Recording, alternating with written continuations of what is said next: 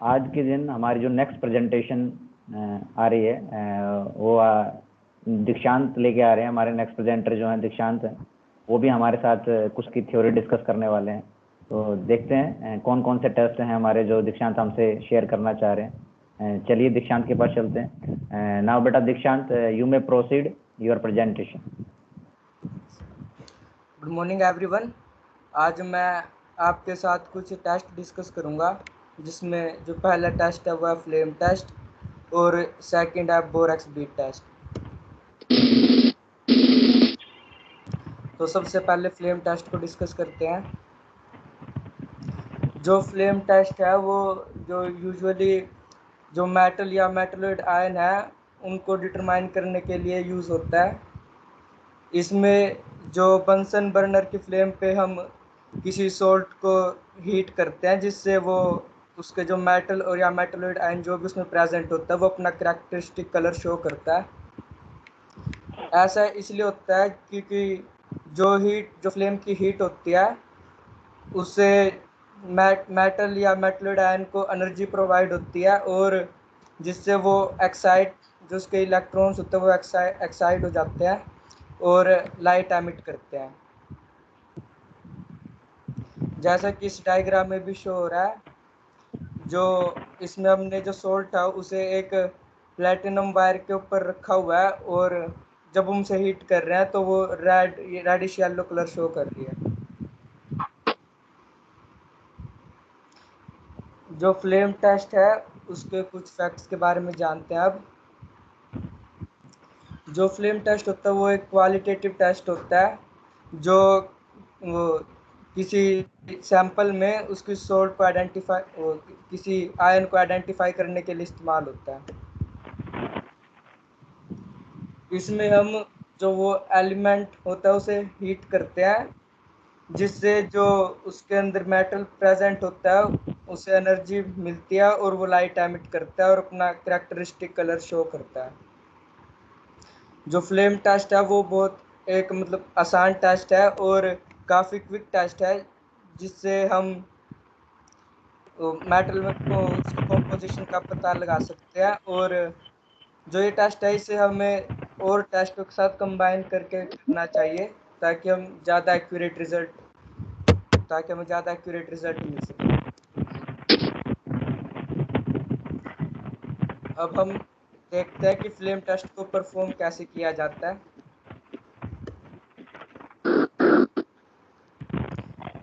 Flame test को perform करने के दो मेथड होते हैं, जिनमें से पहला मेथड है क्लासिकल वायर लूप मेथड।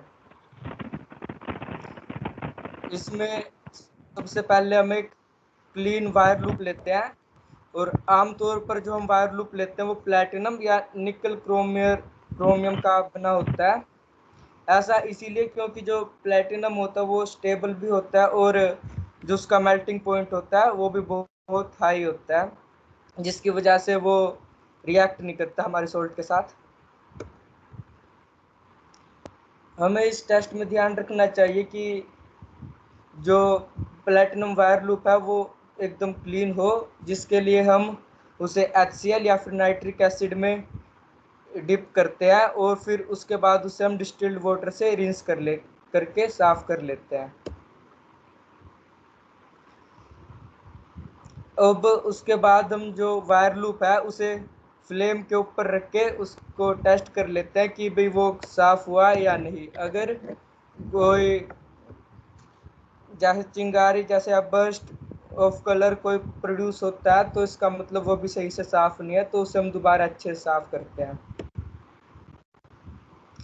जो लूप है उसे हमें हर टेस्ट के बीच में साफ करते रहना चाहिए।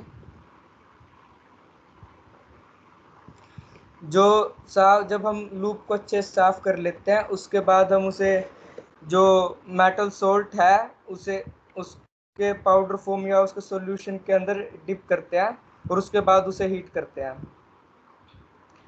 फिर जब हम उसे डिप कर लेते हैं मेटल सोल्ट में, फिर हम उसे फ्लेम के ऊपर लेके जाते हैं, जिससे फिर हमें रिजल्टिंग कलर मिलता है। तो हमने डिस्कस कर लिया क्लासिकल वायर लूप मेथड। अब हम डिस्कस करेंगे वुडन स्प्लिंट और कॉटन स्वैप मेथड।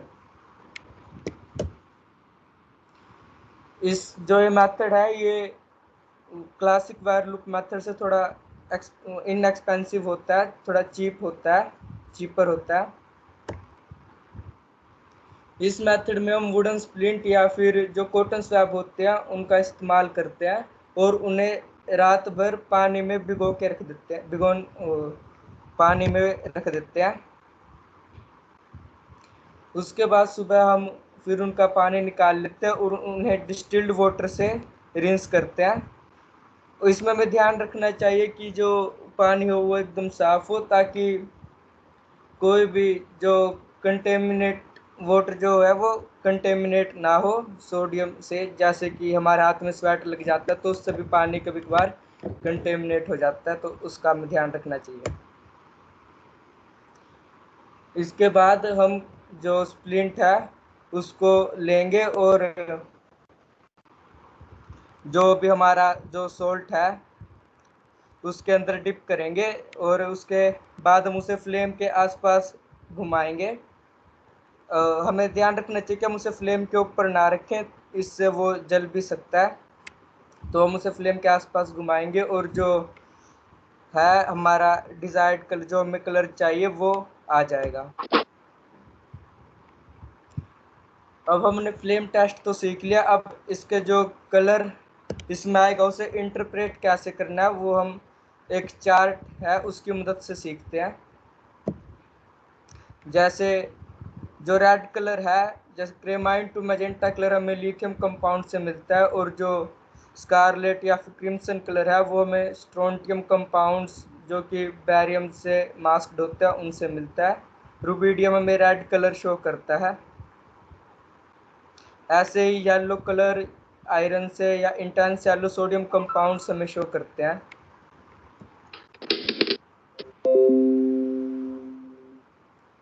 ऐसे ही ग्रीन, वाइट और ब्लू और पर्पल कलर की हमें यहाँ चार्ट शो है। आप इसका स्क्रीनशॉट भी ले सकते हैं अगर चाहे तो। फ्लेम टेस्ट की जो है कुछ लिमिटेशंस भी है, उनके बारे में भी एक बार जान लेते हैं। जो फ्लेम टेस्ट है ये जो कुछ आयंस होते हैं उन्हें हमें हाई कंसंट्रेशन में इस्तेमाल करना होता है, तो वो लो कंसंट्रेशन में हम का पता नहीं लगा सकते। और जो ब्राइटनेस है सिग्नल की, जो हर एक जो मेटल है वो मेटल टू मेटल डिफर करती है, किसी में ज़्यादा होते हैं तो किसी में कम होते हैं, तो ये भी एक लिमिटेशन है। जैसे कि जो सोडियम है उसमें जो येलो लाइट एमिट करता है वो बहुत ज़्यादा ब्राइट होते हैं, जैसे देन जो लिथियम है जो रेड लाइट करता है उससे बहुत ज़्यादा ब्राइट होती है। हमें जो इम्प्योरिटीज और कंटेमिनेंट्स है ये भी इस टेस्ट को वो प्रभावित करते हैं, खासकर सोडियम। जैसे मैंने पहले ही बताया था कि जब हम उन्हें रिंस करते हैं वुडन स्प्लिंट्स या कॉटन स्वैप को, तो हमें ध्यान रखना होता है कि हमारे हाथ में भी पसीना ना आया हो। और भी जैसे जो सोडियम है वो तो आमतौर पर हर जगह पाया ही जाता है, तो इसीलिए इसका भी ध्यान रखना होता है। जो ये टेस्ट है वो सभी एलिमेंट्स के बीच में डिफ्रेंशिएट नहीं कर सकता, क्योंकि जो बहुत से मेटल है वो सेम फ्लेम कलर शो करते हैं और बहुत से ऐसे भी कंपाउंड्स हैं जो बिल्कुल भी कलर शो नहीं करते। ये एक टेबल दी हुई है यहाँ पे जिसमें हम पता लगा सकते हैं कि कौन सा मेटल कौन सा फ्लेम कलर शो करेगा। जैसे आर्सेनिक ब्लू कलर शो करता है, बोरोन ब्राइट ग्रीन शो करता है। ऐसे ये पूरी टेबल दी हुई है।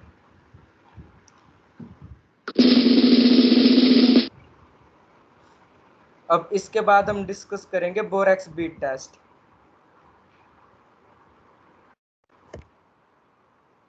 जो ये टेस्ट है कलर्ड सोल्ट के लिए ही परफॉर्म किया जाता है सिर्फ। इसमें हम बोरेक्स का इस्तेमाल करते हैं और जब हम उसे हीट करते हैं तो जो ये बोरेक्स है जो इसके वाटर मॉलिक्यूल्स है ये वेपोरेट हो जाते हैं, जिससे फिर ये स्वेल हो जाता है और एक फ्लफी वाइट पोरस मास हमें दिखाई देता है। और जब हम इसे और हीट करते हैं तो एक कलरलेस लिक्विड बन जाता है, और हीट करने पे हमें एक glassy bead, transparent glassy bead दिखाई देती है, जो कि बोरिक एनहाइड्राइड होती है और सोडियम मेटाबोरेट होती है।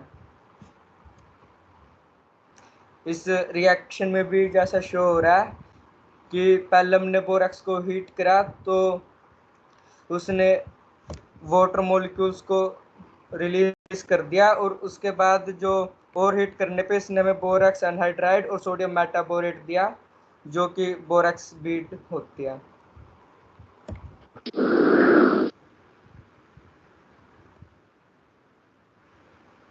जो बोरिक एनहाइड्राइड होता है वो नॉन वोलेटाइल होता है, और जब ये किसी भी कलर मेटालिक सोल्ट के साथ रिएक्ट होता है तो इस बीड का कलर चेंज हो जाता है और मेटल बोरेट है वो बनता है। जैसा कि इस रिएक्शन में दिखाया हुआ है, जो क्रोमियम सल्फेट है, जब वो बोरिक एनहाइड्राइड के साथ रिएक्ट हुआ तो वो क्रोमियम मेटाबोरेट देता है और डीप ग्रीन कलर शो करता है।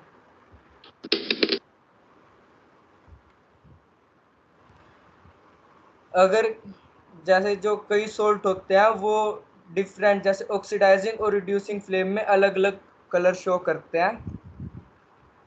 जैसे कि ऑक्सीडाइजिंग फ्लेम में जो कॉपर होता है वो ब्लू कॉपर मेटाबोरेट में फॉर्म हो जाता है और ब्लू कलर शो करता है, जैसे इस रिएक्शन में दिखाया हुआ है। और यही जब इसे हम रिड्यूसिंग फ्लेम में लेके जाते हैं, जो क्यूप्रिक मेटाबोरेट होता है वो मेटालिक कॉपर में रिड्यूस हो जाता है और रेड ओपेक कलर शो करता है।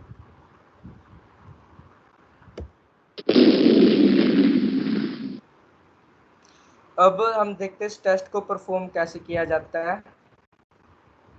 सबसे पहले हम बोरेक्स लेते हैं और उसे एक प्लेटिनम वायर के ऊपर रखकर हीट करते हैं बंसन बर्नर पे, और जिसके बाद वो स्वेल हो जाता है और एक ट्रांसपेरेंट कलरलेस ग्लासी बीड में फॉर्म हो जाता है। जब ये गर्म होता है तब हम इसे small amount of colour salt के थोड़े से अमाउंट में डिप करते हैं और उसे दोबारा से हीट करते हैं, जिसके बाद ये अपना कैरेक्टरिस्टिक कलर शो करता है। जो वो कलर आता है वो उसके अंदर जो कैटायन प्रेजेंट है उसको आइडेंटिफाई करता है। जो बीड का कलर होता है वो ऑक्सीडाइजिंग और रिड्यूसिंग फ्लेम में सेपरेटली देखा जाता है। जैसे फर्स्ट डायग्राम में हमें ऑक्सीडाइजिंग फ्लेम दिखाई हुई है और जो सेकंड डायग्राम है इसमें रिड्यूसिंग फ्लेम।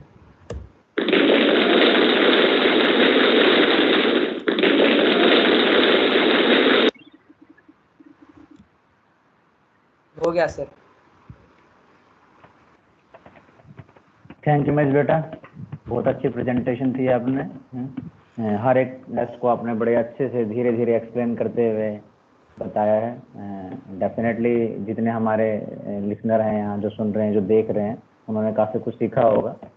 बहुत आराम से आपने चीज़ें पढ़ाई। थैंक यू वेरी मच बेटा। अगर किसी स्टूडेंट की कुछ क्वेरी है तो वो पूछ सकता है बेटा दीक्षांत से। दीक्षांत ने पूरी प्रिपरेशन की है इसके लिए। अगर आप में से कोई कुछ जानना चाहता है टेस्ट के बारे में तो पूछ सकता है, अदरवाइज फिर नेक्स्ट प्रेजेंटर के पास चलते हैं।